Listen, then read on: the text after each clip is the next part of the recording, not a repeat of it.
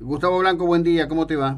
Hola José Luis, buenos días. Bueno, gracias por concedernos estos minutos. No, un gusto. Quería conocer tu lectura al respecto de lo que, bueno, de lo que está ocurriendo o de lo que viene ocurriendo en lo que se supone es en este momento el pico de la pandemia, entrando en agosto, y tomo dos tips. Uno del ministro Golan, una vez más insistiendo con una visión muy fuerte, muy intensa, y ayer el senador Pichetto, el ex senador Pichetto, diciéndole que es el doctor muerte, al respecto de algo que nos hace oscilar emocionalmente de manera muy profunda a los argentinos, ¿no?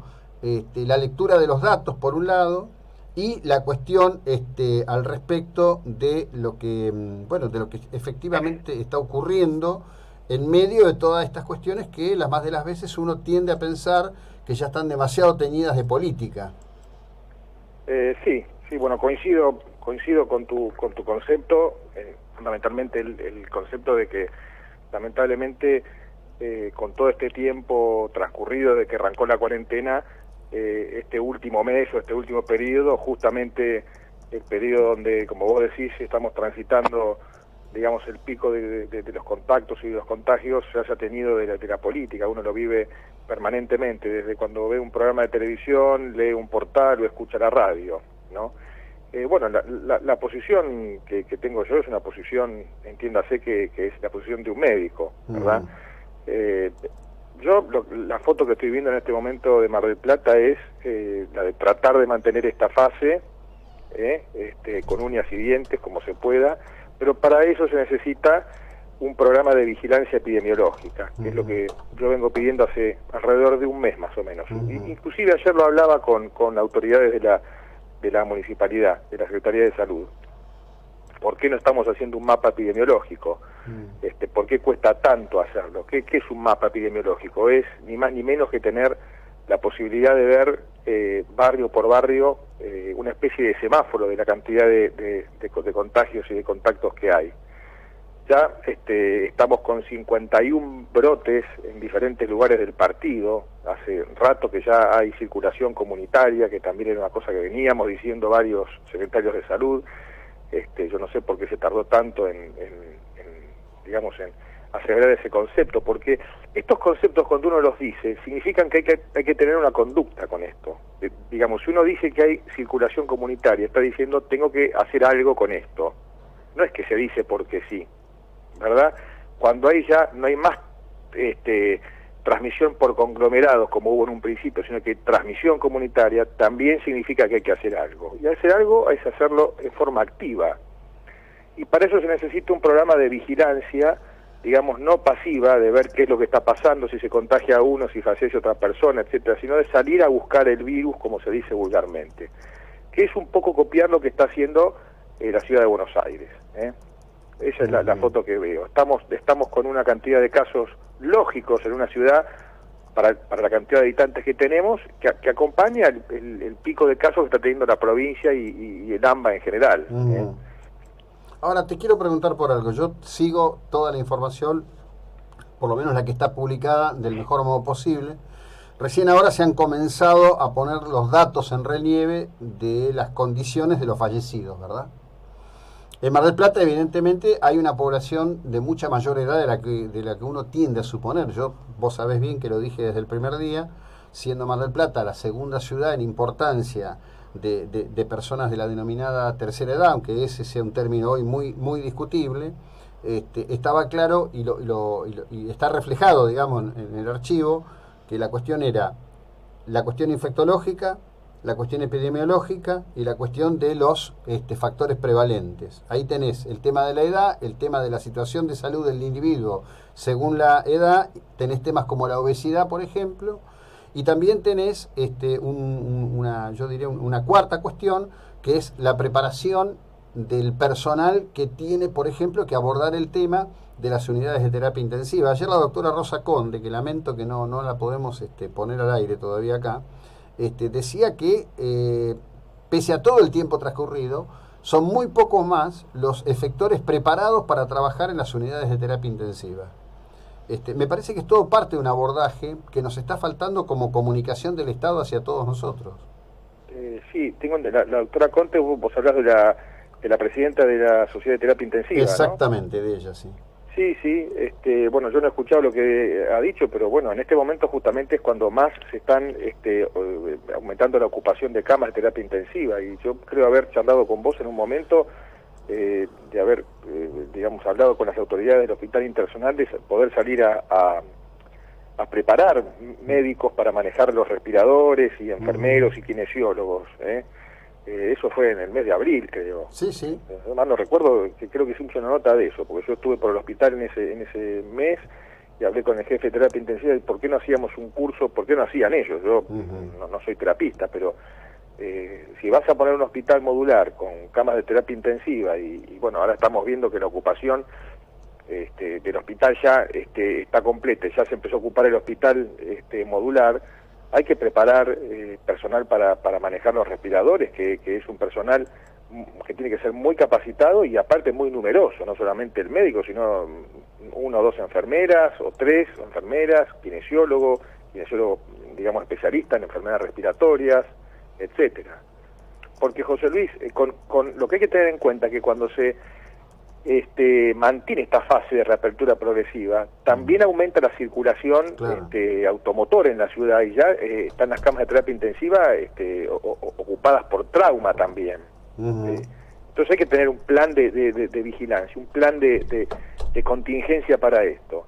Esta es mi visión, simplemente. Me parece que acá en la ciudad muchas cosas se hicieron bien, es el tema de los controles en los retenes fundamentalmente, pero faltó una participación activa respecto a un programa de vigilancia, que bueno, yo entiendo a veces que el recurso es limitado, entiendo que digamos, la cantidad de hisopados que hay que hacer es muy onerosa, pero bueno, me parece que teniendo la posibilidad de una emergencia sanitaria que le da la posibilidad a la Secretaría de comprar sin pasar todos los trámites, digamos, que normalmente se pasan, tener una partida especial en un momento tan crucial de la vida de los argentinos y del mundo, de poder hacer más cantidad de hisopados, siempre hisopados, digamos, controlados en base a un programa, no hacer hisopados al tuntún, digamos. Claro. Y esto permite tener un mapa epidemiológico, un mapa de vigilancia activa, no pasiva.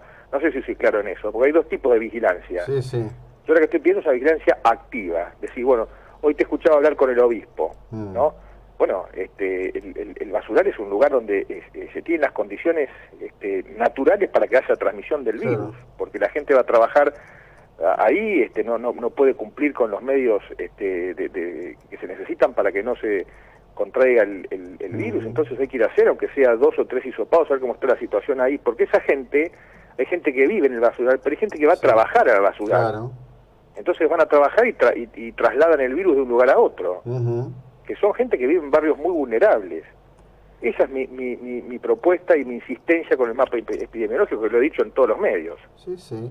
Bueno, ahora, digo, claro que sí, por supuesto que yo te he escuchado expresándolo y he leído tus trabajos, obviamente, pero a lo que voy puntualmente es a esto. Mira, yo no te quiero poner a vos en un lugar incómodo, así que todo esto va por mi cuenta. Por supuesto que han puesto mucho énfasis en el tema de los retenes, mucha gente, etcétera, etcétera. Inclusive con algunos de los que son autoridad tengo una relación personal directa, he conversado con ellos, he discutido en muy buenos y amables términos sobre el tema de los retenes. Pero ¿sabes qué? Y esto vos no lo ignorás. De Juan B. Justo hacia el sur y de Champañá hacia el oeste, ahí pasó cualquier cosa, ahí nunca hubo cuarentena. Nunca hubo cuarentena. No, por supuesto que no. Nunca. Hemos visto filmaciones por todos lados y es claro, porque digamos, en los centros de salud, digamos, acortó un poco el horario de atención también. Yo ayer escuchaba también en un Zoom que tuve que en los centros de salud, por ejemplo, no se hacen hisopados, no se hacen los testeos. La gente por ahí va a consultar y es derivada a otro lugar. Y vos cuando vos derivás a una persona, perdés la oportunidad porque la persona por ahí no va. Claro. Digamos, la persona que consulta con una infección, hoy por hoy, tiene mucho temor, inclusive, a que lo... digamos, a que lo aparten, a que lo estigmaticen. Entonces, se pierde una oportunidad. Digamos, yo no sé por qué no hay testeos o hisopados en los centros de salud, son lugares de atención. Si vos te consultás, por ejemplo, en Sierra de los Padres, ahí en La Peregrina, o digamos, ya trasladarse a Mar del Plata es un peligro. Sí, pero por supuesto, obviamente, más en este contexto. Entonces, la logística para una ciudad tan grande, un partido tan grande, es bien descentralizar toda la atención. Es muy grande el partido, muy grande, son 3 cordones de barrios vulnerables. Bueno, todo este tipo de consejos yo no sé si le llegarán a las autoridades, creo que sí, porque me imagino que estarán consultando no solamente acá, sino fuera de Mar del Plata. Imagino que es un problema de semejante envergadura que queda muy grande para la ciudad. Acá hay pocos epidemiólogos también, que yo no sé si son todos consultados. Creo que la Sociedad de Infectología está colaborando por fin con la municipalidad, porque he tenido algún contacto con algún integrante y me parece que están colaborando, que eso enhorabuena, le da un poco más de envergadura al trabajo. Pero bueno, sí, ya es tarde, ya estamos en el pico de la cresta, me parece. Sí, de cualquier manera, diría que quedará para el estudio y está plagado de interrogantes el diferencial que tiene Argentina con respecto de lugares muy próximos, ¿no? Hablemos de Brasil, hablemos de Chile. Digo, yo ni considero el tema de Ecuador y demás, porque la cuestión de infraestructura de Ecuador y hasta algunas cuestiones de condiciones socioculturales de Ecuador pueden explicar mucho mejor que el propio virus lo que está pasando. Sí, tal cual.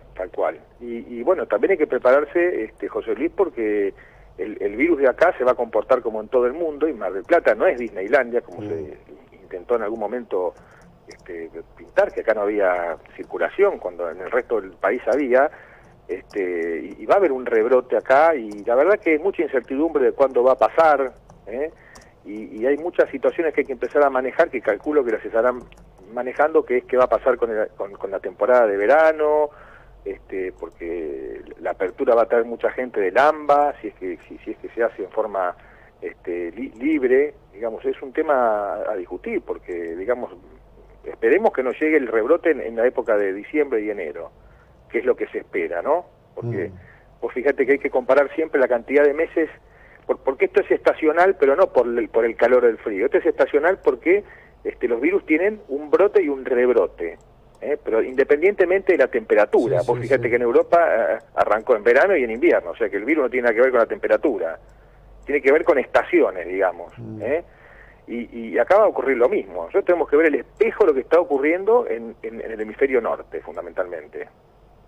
Sí, claro. Bueno, y de eso, entre otras cosas, se tendrían que haber hecho correctos aprendizajes contextualizando la información, ¿no? Sí, es otra cosa que hay que manejar bien, es la información, sí, porque a veces el hecho de no decir lo que ocurre realmente por algunos temores hace que la gente se flexibilice y que se flexibilicen los protocolos, cosa que ha pasado en el sanatorio Bernardo Usay, que se han flexibilizado los protocolos y se ha hecho un desastre eso. Fíjate que fue el foco más grande que hubo, y el primero grande, eso es porque claramente no se cumplieron los protocolos. Bueno, mira, yo puse hoy a consideración de quienes nos siguen en la transmisión en HD una imagen que después en un ratito la voy a subir ya más directamente en las redes.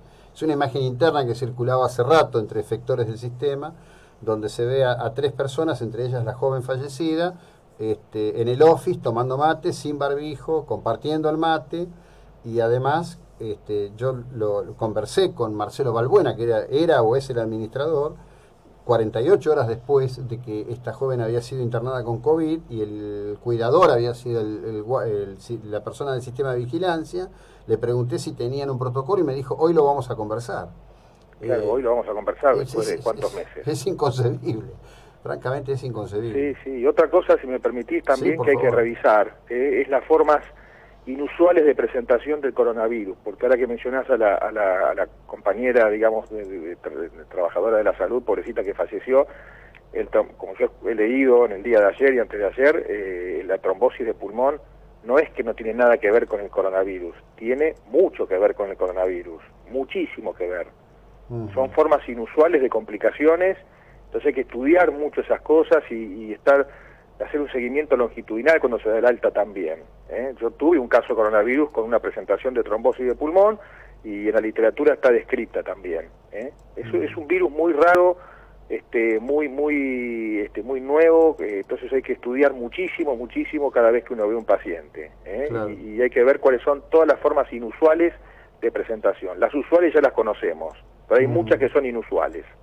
Sí, sí, claro. Sí, sí, por supuesto que sí. Estamos frente a algo que evidentemente es nuevo, aunque tenga componentes milenarios, ¿no? Digo, en el mundo, en una, por momentos, loca, brutal carrera hacia encontrar una respuesta. Te agradezco, Gustavo, como siempre. Un Al abrazo contrario, grande. un abrazo grande y saludos a Chao, todos viejo. Bueno, los oyentes. el doctor Gustavo Blanco.